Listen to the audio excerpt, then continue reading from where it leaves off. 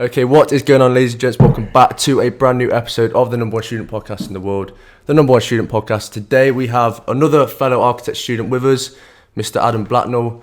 He's a good friend of mine. He's studying at Newcastle University.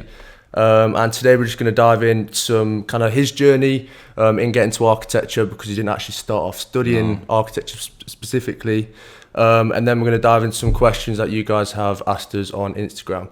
How did you get into architecture? Because you started studying urban planning. Yeah, architecture and urban planning. Did it first year, which is not an architectural course as such. It's sort of a mix between design and urban planning. I don't really know how I got into it. I just sort of went there on the open day. I knew I always wanted to go to Newcastle, but I was looking around at what to do. I think I looked at history, graphic design, and I just came across. So you go from history to architecture, yeah. And then I just went to this introduction lecture, and I was like, looks pretty cool. So what kind of things were you doing in urban planning then? Well, we started off doing a mixture of a design course, which was similar to what they did, I think, roughly in architecture first year. Mm-hmm. And we started off just looking at just basically building up the foundations of what you're going to end up doing, or laying the foundations of how to draw properly, how to model make properly. And then it got progressively harder when we were looking at thresholds, how to make your own threshold or how to design your own threshold. And then at the end we ended up designing a boathouse in Durham. Cool. And then on the urban planning side, it was all the legislation. Yeah. All that stuff. Pain in the arse, basically. And a bit of sociology as well. Cool. Which is quite interesting, but yeah, legislation. What did you do at A levels again? Graphics, history, and biology. So Nice. pretty much similar to you, apart from. Which you wouldn't exactly say they were your typical subjects to study to get into architecture, because obviously that's the question I get asked a lot. Yeah. What subjects do you need to study? Even though I'd say, a lot of people who do architecture did do art as an A level. Yeah. And graphics. I'd say graphics. From doing art at GCSE, I'd say graphics has helped me out a lot more than what art would have done at A level. Yeah, but you've always been good at drawing, sketching. You've always been quite arty and creative. Yeah. And when we studied graphics in A level, I think it was the second year, we designed a building. Which for me, I always talk about that being one of the key drivers of me to picking architecture, because I think I designed a leisure centre. Yeah. What did you do again? I did a Zen health retreat. Because we not only designed it, but we also obviously did a whole document talking about the design process, which is obviously very similar to what we're doing now. Portfolio building. And then we also did a model. So we spent a whole year making this model. So obviously these are the skills that helped us in getting into architecture when you start. And that's why people ask me kind of what advice would I give to people before going into architecture, what skills should they develop? And I always try and say to maybe start sketching, maybe doing some model making, just to kind of get that creativity going. I definitely say model making for me is one of the main foundations that I'd take forward if I was going to learn anything before starting on architecture degree. I'd say model making. Yeah. Well, I definitely think, because we had a workshop. Because for me, now in architecture, I hardly do any model making. Really? At all. Whereas I've noticed you guys did that massive. Yeah. I had a look on your Instagram this morning. There's been quite a big emphasis from the start, really, on model making and producing models, and looking at making collages from your pictures of the models that you've done, trying to get into little alleyways and corridors and whatnot, and trying to use the models to then make a montage or make a collage from that. That's been quite a big, quite a lot of emphasis on that, I'd say. Yeah. But yeah, it all depends. You can go to any uni and talk about architecture, and everyone or every course asks for different. Oh yeah, for sure. It's at the start when I was doing AUP, and when we sort of carried it on from transferring from AUP to architecture, there was always sort of, especially in first year, I'd like mess around with SketchUp a bit in first year, and they were like, why have you done that? Don't want that. Yeah. Go and do a hand drawing instead. Yeah. But yeah, you get different. I think in first year though, they do push you to be more hands-on and we weren't allowed to use any CAD softwares when in first year, because they wanted us to learn the basics of how to do the drawings, how to do the plans, sections, elevations, and actually understanding the drawings before different going line into weights before going into a software which is going to generate those drawings for you. And that you can, like in Revit, you can just import a wall which should already have the breakup of the wall with the insulation, the thickness of the brick and that kind of thing. So I guess that's why they push you in first year to be more kind of hands-on. You understand why that line's a bit thicker than that line in first year, and then when, like, say Revit, I've never used Revit, so well, because last week I went to that BIM event in Birmingham. So at our uni we had a BIM event which basically had, so have you heard of BIM before? Building information modelling, which is basically like the process of using CAD to produce drawings, renders, etc. And we had we had Rogers and Stirk partners in. Right. We had big architects. Zaha Hadid was there. So we had all these like architects there which were talking about BIM and kind of how they use BIM to create their renders and projects, etc. And most of them pretty much use Revit as kind of like their main driver. And that's what kind of to encourage people to start using more CAD-based softwares. Like because from what I learned, like not what I've learned, what we've sort of discussed in, we have this module. Well, it sort of got touched on it in actually our dissertation module as well. But the only problem that I understand with these softwares is you can only design into their limitations. Yep. Oh, it's a pain in the arse. You can't be creative in them. So like if you wanted to, I mean, there probably are like extensions and plugins that you could get which would help you to make more creative stuff. But from what I've told, if you're gonna use these softwares, just be wary about the limitations that they have. Yeah. Well, but that, I mean, that's, I don't know if that's really relevant. But I think that's why once again they push in first year to do more sketching, to be more creative, because they're not, for us now, before going into practice, because it's inevitable that when you go into practice you need CAD skills, you need to be able to use Revit, rendering softwares like Lumium, etc. because it's so efficient, it's so quick for them, it's so easy for them. They can obviously tie everything together, so if they make a model you then got all your drawings from that, and from that point of view you understand why they do use those softwares. But in terms of being at a university level and developing skills in architecture and being creative, like you mentioned, CAD softwares can very much hinder your creativity, and that's why I try and use them as little as possible. But then there's also finding that balance of the fact that you're going into a practice and you need to learn these skills to get a job. Well, I mean, even in uni you've got to produce work at a fast output, so if you're not if you're gonna wanting to do a load of hand drawn plans and elevations and stuff, you have got to be a bit conscious about how long it's going to take you to produce those outputs, because if you were going to do it on even like Illustrator or Photoshop, it'd be a lot faster than if you make one, if you're trying to do like this really nice like pen drawing or and you make like one mess and you're like, I know. It's like first year I'd spend button, can you? Well, yeah, exactly. You can't click Control Z, can you? But like Command Z. Like, what was I going to say? Yeah, so like first year you'd spend weeks and months doing like one drawing. Yeah. Because it was all obviously fine line weights. If you've got one line weight wrong, shit, we'll do it again. Yeah. You know what I mean? So I guess that is the whole point of CAD, is to make it more efficient, quicker, etc. So what actually made you want to go to Newcastle Uni then? If that was the place that you knew what you wanted to go. I think from what I heard about it, it was pretty good. Yeah. Pretty good night out. Yeah. Geordies. Yeah. Platoon. And just like sort of getting out of knots, really. Getting far away. Yeah. Because I wanted a bit of a change of scenery.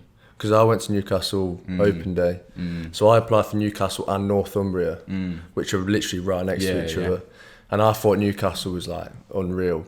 So you said you were looking at graphic design courses. Yeah. How did you think graphic design has helped you in architecture in terms of graphically representing your work? Do you think it's helped you? Yeah, it's made me like quite a bit of a sort of I'd say a bit of a perfectionist, to be honest.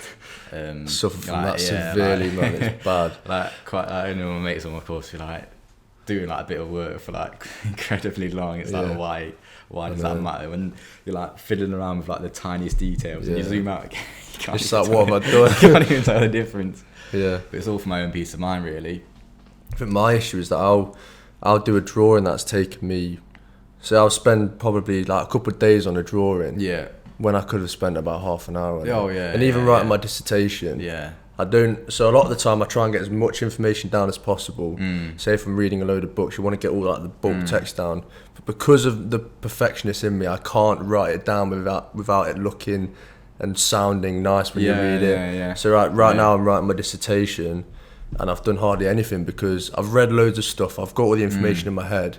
When I come to write it down, I can't even write it because I want it to look perfect. I want it to sound perfect. Yeah. And it can hold you back in that sense. Big time. Like, because even with me, with my project, a lot of mine is very kind of structured and I want it all to be quite perfect.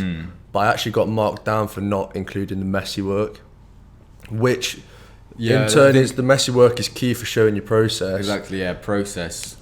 For like they said at the start of this year for us, like process is quite a big, there's quite a lot of emphasis on your process because the invigilators that come and mark, or the external ones, they give the tutors feedback on what they want to see more of next year, and they said for us, a lot of students missed out process work because for the reason it might not look as good as like the showpiece works or the party piece works, and actually understanding like the process, like understanding that timeline of getting from the start to the finish, I think like showing like your sort of methodology in a sense, I think it's unbelievably important. Yeah. It's probably the most important part of architecture because you can't just design something and whack it in some random place. And I think also with external people and people looking at your work from an outsider's point of view, it's so important to include your process work for them to actually understand how you've got from one point to the other, and including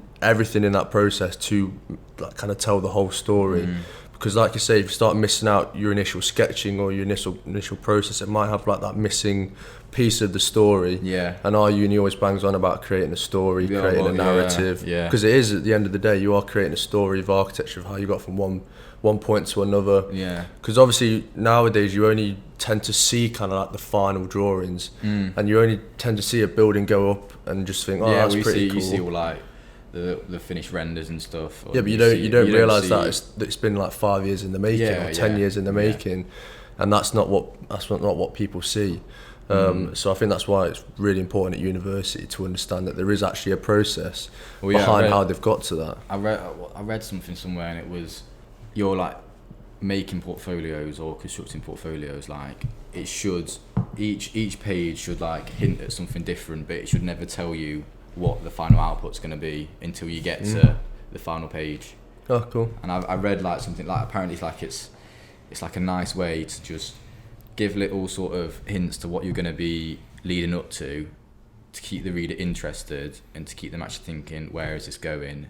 And then they finally realise it, and it should all like sort of come together on the last. I know it's like it'd be like incredibly difficult to do, but if you would like to construct, like say, like a booklet, and each page sort of hints at something but doesn't actually give away the final product. Because like even with like interim reviews and final presentations, because our final presentation was 3 weeks before our project, like portfolio handing. A lot of the time they say to us to kind of just give like a hint at what the work, like kind of hint at the story and not tell the full story. You kind of want to give them an idea, and you want to give them this kind of massive and beautiful render to kind of entice them to then look into your portfolio. There's obviously that method as well, which I think is important. So have you ever, do you have like a developed kind of preference in architecture, as in, do you know if you want to go down residential, do you want to go down retail? Have you kind of got that far yet, or are you still unsure? Still pretty unsure, to be honest. I think I don't know if I'd be able to be sort of that. Not like picky, but Specific. I get whatever comes my way, I think.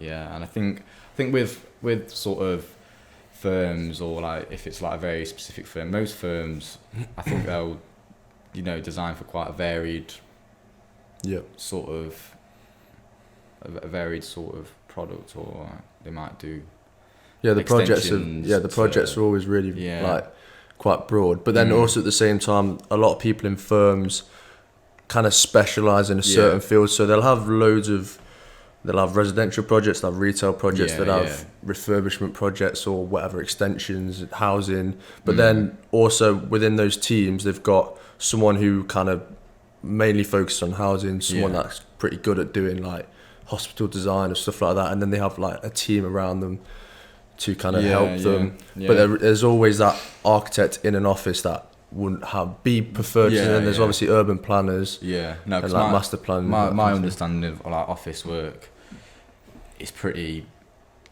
vague, to be honest. I wouldn't know what to expect. You haven't done any experience. No, I've not worked in an office, so I wouldn't know what to expect. Do you know if you're going to do the full 7 years or not yet? Or?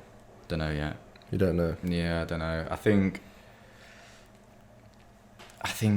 I'd like to, but it's just it's a commitment. It is. And it is a massive commitment. I mean, and if I go into a firm after the end of this year, or when we're finished, and then like it's going well, and I'm enjoying it, I think why would I want to stop? If it's going well, I think it'll be key to actually get some experience, to understand what it's actually like to work in the field. Because for me, because I've worked in two places, I've had quite a good overview of the things they do, because I worked in a smaller practice and I worked in a bigger practice, which gave me an idea of maybe which one I'd like to work in. Which one would you like to work in then? Maybe I can imagine you like preferring a smaller practice. I think there's pros and cons to both. I think a smaller practice is good because you kind of have more importance, you have more emphasis, you have more kind of responsibility. Whereas in a bigger firm, you're working with a lot more people. The teams are obviously bigger. Maybe you won't have as much responsibility unless you kind of work your way up the ladder and become kind of like an associate or something, or like a project manager. Which I guess would be awesome to do that. But I don't know. But then at the same time, I want to do well in architecture. So I maybe if I work in a bigger firm, that might help me working with more like a wider range of people. I don't know. Yeah, you broaden your own contacts, wouldn't you, if you're in a sort of a bigger firm. And I guess working with more people, you're going to learn more skills and you're going to have more experiences because obviously you're meeting more people rather than maybe working in a team of like 5 or whatever at a firm. Well, saying like what sort of skills would you say you've picked up from working in firms and from is it just sort of your development of software, or actually I think I learned a lot design process wise? So I worked in summer 2018 for 3 months. So I was actually only meant to be there for a 8-week placement. Or 6-week placement, and then they actually asked me to stay on, and I ended up working there from June till September. And literally some of them. Stuck in office for 3 months. So they taught me AutoCAD and how to use AutoCAD, which was obviously vital, and I didn't really know much about software, so I thought that was like a good point for them to do that. And then as it moved into about August time, because they realised I was going to stay there for longer, we were working on a Revit project, so they actually taught me how to use Revit. And so I was sat with a couple of people that were good at Revit, but they were still learning themselves. So we kind of worked in a team to kind of understand the software and like different things. So they would give me projects to model. So they'd have like a SketchUp model of something, and they'd say, could you make this in Revit? And so I'd spend like a week or two developing these Revit models. But then I also did like promotional videos for them for when they went for conferences. They'd play the videos. But I'd say you probably took that to them, didn't you? Yeah, well, I offered that to them. I basically said that I've got a skill in film editing, that I could use that if you want it. And also I was like on the phone to people, so confidence in speaking to people and clients. Well, yeah, there's a whole other side, isn't there, really? People's side. Communication. Yeah. And then also, I was working in a team where on pretty much every day we'd be on the speakerphone to this client, and I'd have to listen in to what and then make notes and apply that to the model and that kind of thing. So there was many things. I went to site. I looked at like construction methods. I learned how offices actually operate. So I did learn a lot in 3 months. I did, and I think that's why I always push people to work in practice and to get placements, because you can learn so much. I think your perspective on architecture will change drastically as soon as you move into a firm. Yeah, I think it will as well, to be honest. I think that's probably what you need to push yourself further. Yeah. So you don't have any idea of where you want to No, I go into? I think What kind of projects have you done this year? in the past 3 years? In the past 3 years. So last year we did. It was the first one was a social housing scheme in Leith. I think it had to be roughly 3,000 square meters, which was just good fun. Good fun. And it's always good fun. And no, it was just because I wasn't really doing much work, so I didn't really enjoy it as much as I could have done. And then we did. What did we do? It was in Durham, and we had to like design like this sort of civic type of institution place, but it was all developed off a material, and our material was stone. Cool. So we had to like use stone within the building and find like our own clients. It was in Durham, so I was using the Durham Cathedral, the people who look after the cathedral, the stonemasons there. It was like they were the protagonists for the building. And I think that was roughly 3,000 square meters again in size. So they were like quite big projects. It was difficult to get it all done. But it was just like, it's very like, do this. Regimented. Whereas this year it's a lot better. What, because you're freer? Yeah. You've got the opportunity to do kind of what you want. Experiment more, yeah. Which I think you noticed that in third year. Yeah. Big time. Even though they're still like, it's like, it's perfect for me because I never know what work to produce. And so our tutors will say, right, here's a list of stuff, you can follow it, you don't have to follow it. But these are some outputs that we want. And some that, so in the crit we just gave before, after Christmas, it was like I'm not going to use the name for it because I don't understand half the words myself. But basically, it was really like just a very conceptual, programmatic spatial diagram. Yeah. Cool. if Sounds that good. means anything. And that was like a A1 pin-up that they wanted, that you say like, you got to have that, make sure you have this, it's like your showpiece, and then a few other bits and bobs on the side. Yeah. But with that, like with the project that I'm doing this year, I've sort of found it myself rather than them saying, right, your brief is elderly people in Leith, design this that with a sense of community, or how design.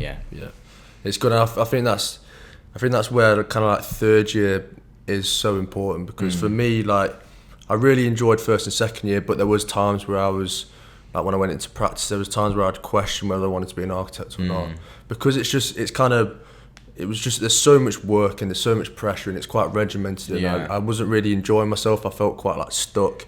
Whereas when I went into and then when you move into third year, you've like got this relief of, you've got your own kind of freedom to do what you want and the skill set you want to use. Like the first year was like, love first year. Like first year was brilliant. Yeah. Second year it was like difficult because I think I'd say probably quite a lot of people will have the same problem, like where they've got a project and they're not really like fully invested because they don't really enjoy what they're doing, or you sort of like spend 4 weeks on it and then you're looking at it and it's like, you're not really you had a picture at the start of the 4 weeks, and you do something at the end of the 4 weeks, and it's like, I didn't picture it to be like this, and you just want to give up. Yeah. And I think when you sort of really get stuck into it, and when you sort of really want to follow what you're doing, I think it's just so much easier to stay focused on your work and stay enjoying your work.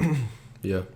When I always try and integrate or incorporate things that I enjoy into the projects to make it more interesting for me. So like this one was all about film and film theory, and I've obviously got a passion in film editing and everything, so I use that as kind of like a driver to get me through and to kind of help me. And even in first year, I did a project where we had the opportunity to design basically like a half workshop, half house. Yeah.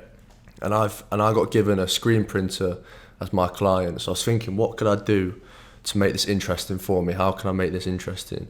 And so obviously at the time, I was obsessed with the gym. Yeah. I thought, how could I do this? Screen printing t-shirts. And then I suddenly thought Gymshark.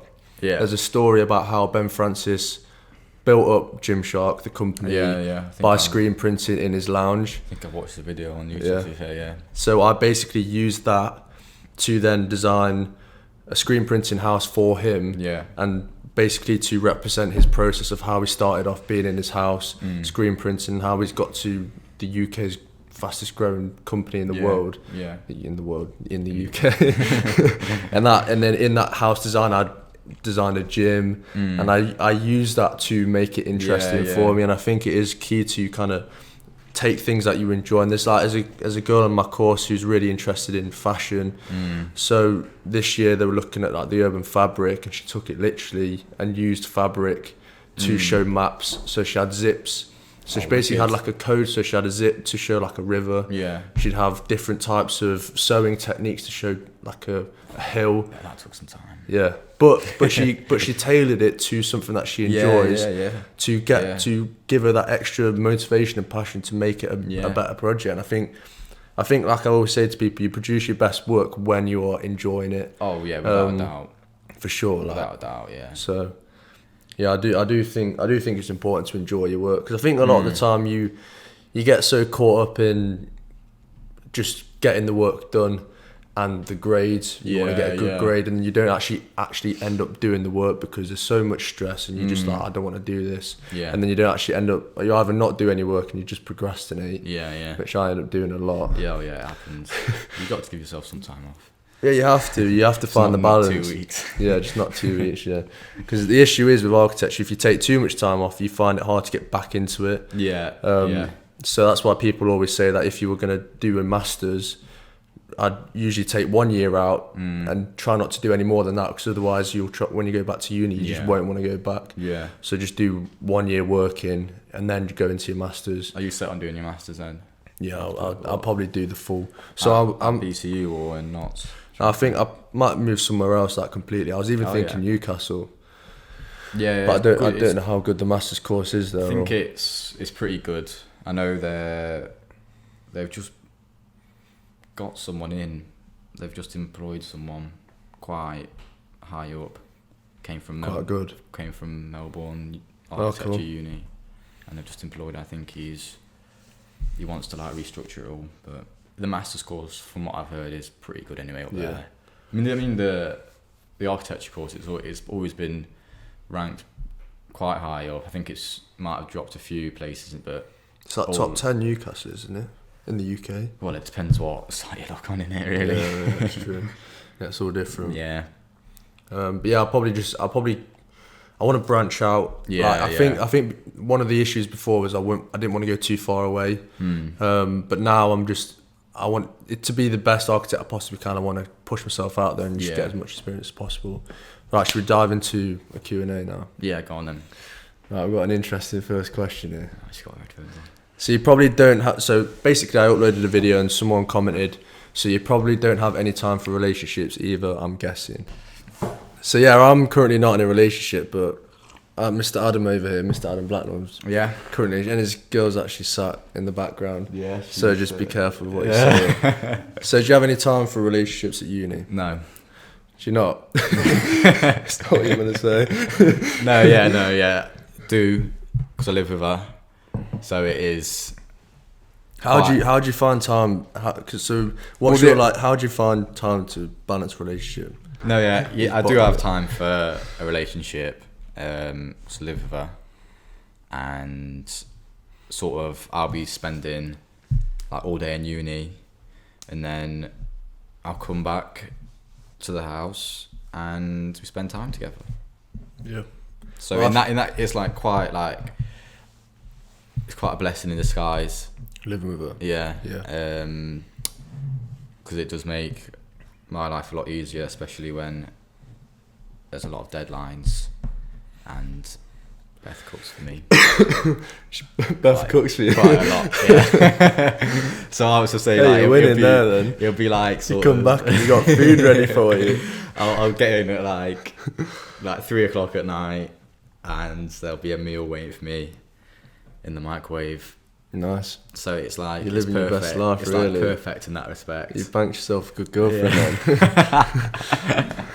Then. So I'd say you definitely can find time for a relationship. I think it's just balance, really. Yeah, balance. If you just get all your work done, not leave it all to the last minute, then it's fine. It's just like any other course, really. Like, I think it's all right if you live by your girlfriend, as in if you're at a uni where you've either met them at the university or they live not far away. I think that's fine. Like for me, when I had my previous girlfriend, so she lived back here, so I'd have to drive back an hour to see her, and that does cause that problems because you have to facilitate for driving home and spending the weekend here, and are you going to do work when you're home and that kind of thing. So I guess that does cause problems, but I think if someone was kind of with you at university, it'd be completely different, especially if you're living with someone as well. That's kind of, I say you also can't really sort of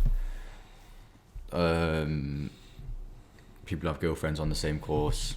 That makes it easier, I'd say. Well, yeah, because then they actually understand why on earth you're spending all these hours studying architecture. Because obviously, I think it's like whenever I talk to people about architecture, I find it hard to actually explain how much work we do. And I think the only people that understand is the ones who actually study architecture. But at the same time, like, I think quite a lot of it, there is a high output rate and there is a lot of work. But at the same time, I think sometimes we do put quite a lot of it on ourselves. Yeah.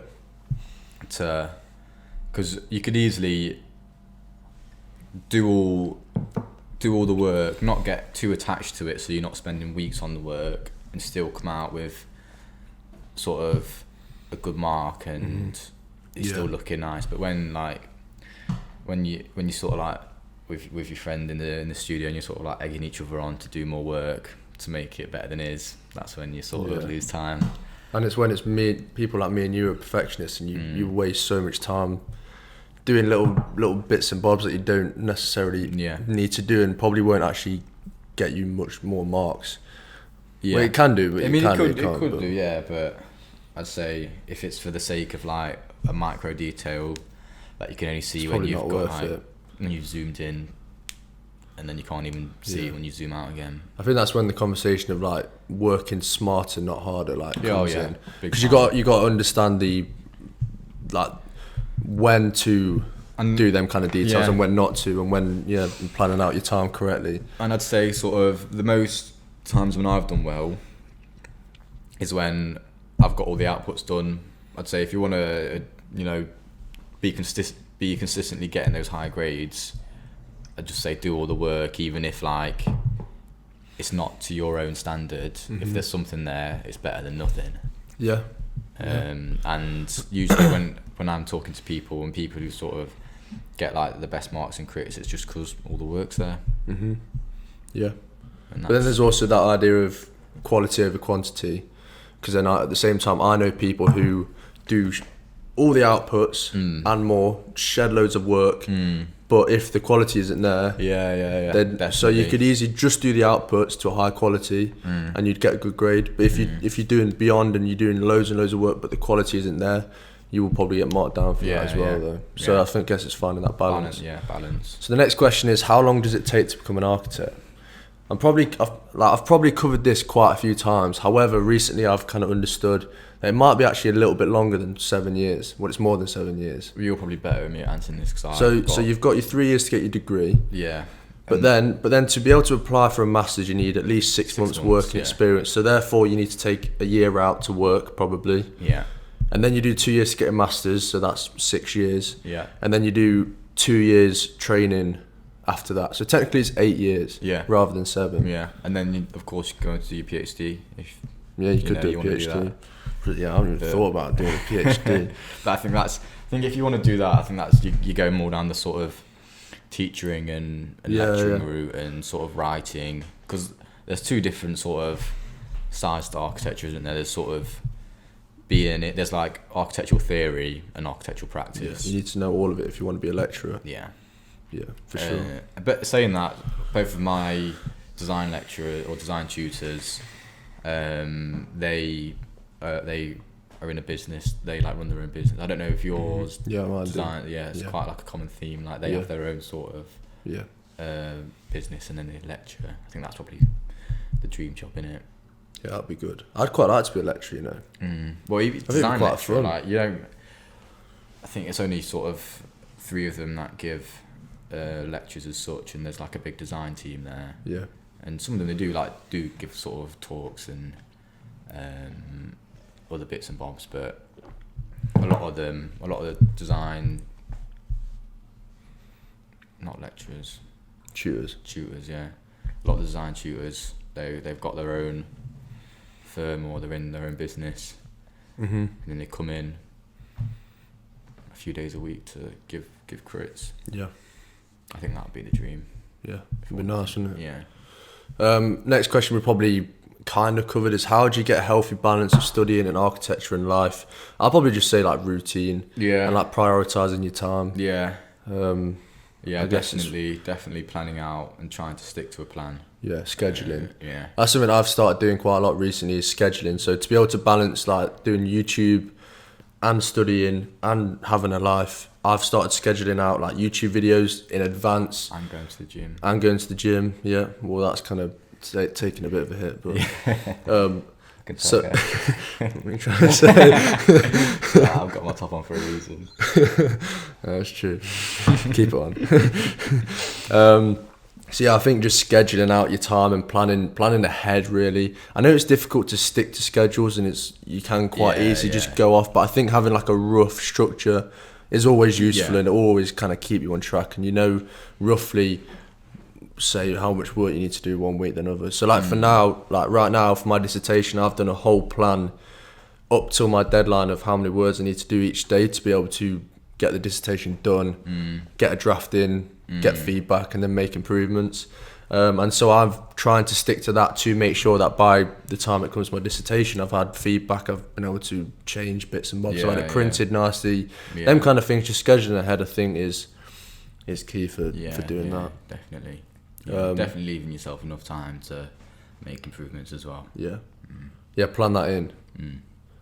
Like if you were planning a schedule and you've said, right, I'll do a drawing here, I need to do a drawing there, it's important to include the fact that maybe you might spend a little bit more time on one drawing than another, and maybe you need a bit more time, because like us being perfectionists, I know that if I'm going to do maybe like a nice section, I know that might even take me like a week or something to do if I want to make it look really nice. If you want like that one wow drawing, you will probably take that extra time on it, so make sure you include them kind of things rather than just saying, right, that's going to take me an hour or something like that. Definitely. How do you get yourself unstuck when you hit a wall during a project? I'll ask you this one. I'd say I'd probably go and speak to my tutors. I think definitely just having a conversation with them. And not really being afraid to say, look, you know what, I'm struggling. I'd say definitely just go and seek advice off your tutors, because at the end of the day, they're there to help you. They're there to make you produce your best work. So I'd definitely say just speak, or even speaking to your peers and stuff on your course.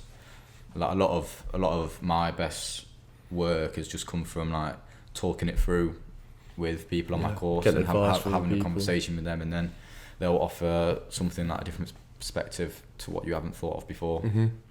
Yeah, I think it's communication, really. And also for me, sometimes I'll kind of backpedal.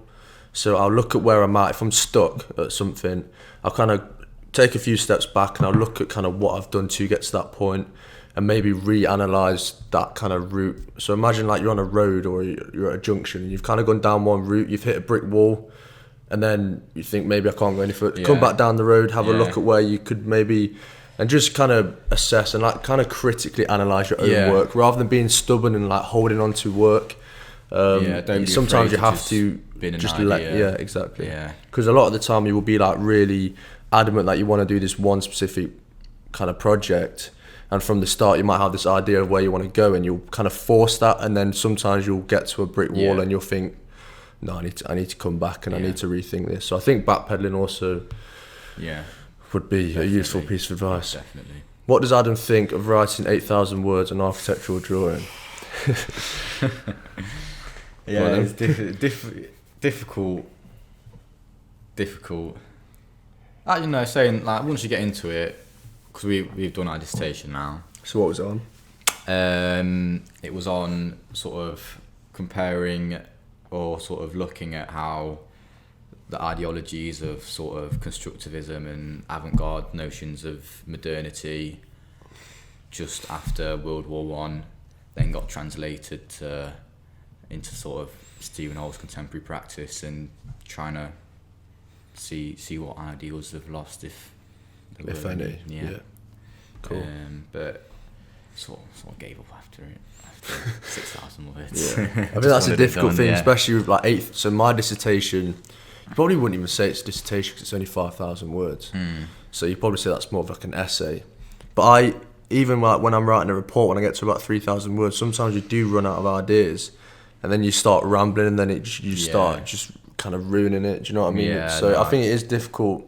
You have to kind of find a topic of what you know you could write a lot about. So like my dissertation is, sorry, come on. Well, I mean, there was a lot. Like, I did end up writing, and not finishing it as such. Like I got it finished, but I could have easily done another 2,000 words on the last chapter. Just because I did too much for the earlier chapters. Did you not want to reduce them down and then? No, because I thought they were sort of important. Like, sort of the last chapters was just a bit of a commentary on how sort of this like horizontal skyscraper is sort of like a notion to like contradict sort of Western typologies and Western skyscrapers.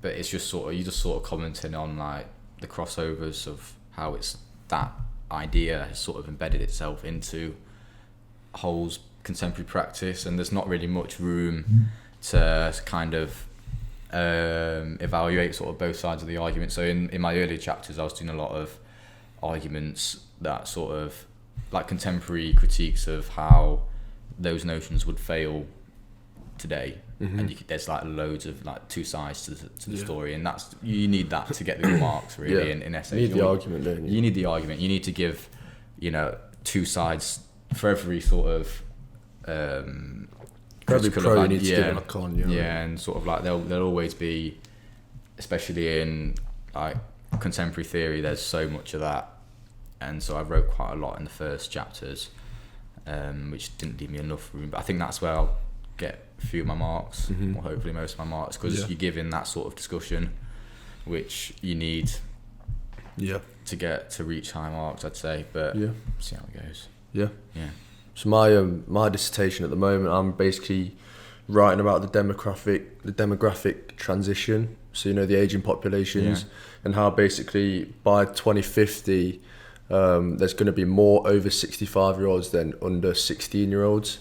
Right. So basically looking at from the 1800s of how basically mortality rates decreased due to the advancements of medical technology, accessibility to clean water, vaccinations, that kind of stuff, which meant that mortality decreased, And then because of the pressures of mortality decreasing and more people moving into cities, the need for education, and that kind of thing, and giving like women empowerment meant that they had more control of their reproductive capabilities, that kind of thing, which meant that birth rates fell as well. And then that kind of caused this that population explosion, which is going to lead us to having like 12 billion people by 2050 from 1 billion in 1800s. So my whole thing's basically that. And how did you come across that then? And is it sort of your tutor that pushed you in that direction? Or? So basically we got given questions. So we got given like rough questions of kind of what topics we wanted to look at. So we're looking at housing. So we're looking at social housing, community housing, co-living, that kind of thing. And ageing populations is kind of like one of the topics we could go down. So I'm looking at that and looking at how we can design age-friendly cities and how community living can actually accommodate for the older adults and like the older population, because it's kind of like mainstream conversation. You don't necessarily consider the elderly. You kind of looking to design for like the younger generations, aren't you? And kind of like the stigma of them getting kind of like neglected. So basically looking at how social housing and co-living can reintroduce kind of the elderly into society, and how you can reduce kind of like the social isolation. Because a lot of them study like loneliness, suffer from like loneliness, that kind of thing. Jordan in my design studio, he's doing about that. It's really interesting to say. I think it's just like a scheme that looks at co-living with elderly people and students. And it's a Dutch scheme. So basically students live there for free if they work something like 30 hours a month for the elderly. So they'll cook the elderly food, they'll show them how to use tablets, how to use Facebook, and they'll live there for free.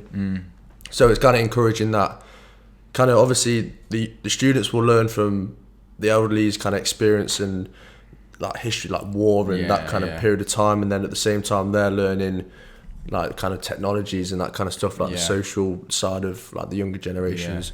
So like, that's one of the case studies that I'm looking at. You got any more case studies? I've got quite a few books that I'm reading. Are you reading, like, because you touched a bit on like feminism, are you reading much on feminism and not really. I'm reading a lot into like social exclusion, and like anxiety architecture and that kind of thing. You should look at Lefebvre. The what? Lefebvre. Lefebvre. Yeah, Lefebvre. To whom does the city belong? Cool. I will do. I'll dive into that. Last two questions. How can second year create incredible work? How can second year students create incredible work? I think it's probably like all the points that we've previously touched on in terms of, I think for me, I always just tell people to keep on top of your work. Just keep on top of it. Make sure you're fully invested in the projects. Like Adam discussed, you will enjoy more of your projects if you introduce things that you might enjoy more, that kind of thing. Routine, balance. Routine. But in terms of if you're sort of looking at like representation, and if you're on about sort of that aspect, I'd say just get a broad range of precedents that sort of suit the aesthetic that you want to try and chase, and then try and like recreate, and try and don't be afraid to, like, again, if you're trying to do something and it's not really working, don't be afraid to not do it, and just keep on trying to just get the work done. Just keep on top of your shit, basically. And the final question is, what's your biggest goal for 2020? Do you have a goal for 2020? Get your degree. Get a degree. Get through the course. Just get through the course. I'm not.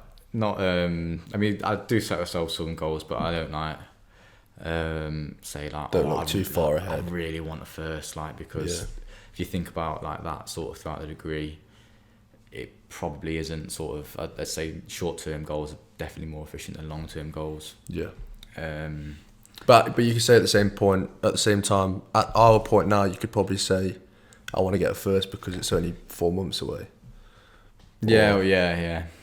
Yeah. I mean, at the start of the course. Yeah, at the start of the course. You, it's just like... you look, it's miles away. You can't really... I think for me, it's just sort of just getting all the work done to a good quality, or to the best of my abilities. Yeah. I'd say, yeah. I'd say that's what... And get a job. Get a job. Just need to start applying soon. Yeah.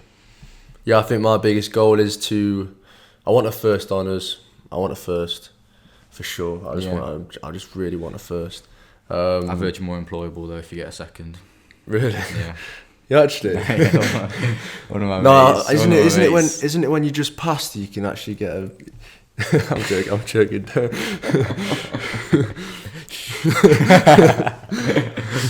Sorry, but you believed in that. Yeah. But yeah, I'd just get a first, get a job. I want to move to London, so I kind of want to get a job in London. And I think for me, another goal is just finding balance. Yeah. Just stop spending all my time doing work and actually finding time to see friends and go out for a drink, enjoy myself. Yeah. It's your last year at uni, innit? So you don't want to enjoy the process. Stuck in the studio for 12 hours a day for 6 days a week. It happens though. It does, yeah. Deadline week. It's fair. It's fun in the studio. It is fun. I'm saying that. It's a lot of banter. Yeah. You done? Yeah, I'm done, yeah. Right, that's going to be a wrap on episode, believe 13 of the number one student podcast in the world, the Student Podcast. Thank you, Adam, for coming on. Thank you, no. Thank you for having me. Would you like to plug yourself? What's that mean? Plug your Instagram. Do you want to just tag it in? I don't want to say it. Adam Blacknell. Yeah, Adam Blacknell. Yeah, you don't have roasted. So yeah, thank you, Adam, for coming on. No, thank you. It's been good fun. And yeah, we'll do it again once we're finished. Yeah. We had to squeeze Adam in because he's at Newcastle. This was a good time to get him in, and because he's back for the weekend because now he's finished his dissertation. So we'll probably try and get him in once we're done, because I probably won't see him for a while now. Maybe Easter. Yeah, maybe actually. Yeah. Anyway, that is going to be a wrap. So if you want me to answer any more questions in the next episode, just comment down below. If you've got any questions for me, just at Tom Rowe. Just message me on Instagram. Same with Adam. If you got any questions for Adam, just let him know. So yeah, thank you as always for listening. And yeah, thank you. Peace. I enjoyed that. It was good fun. Yeah, it's fun.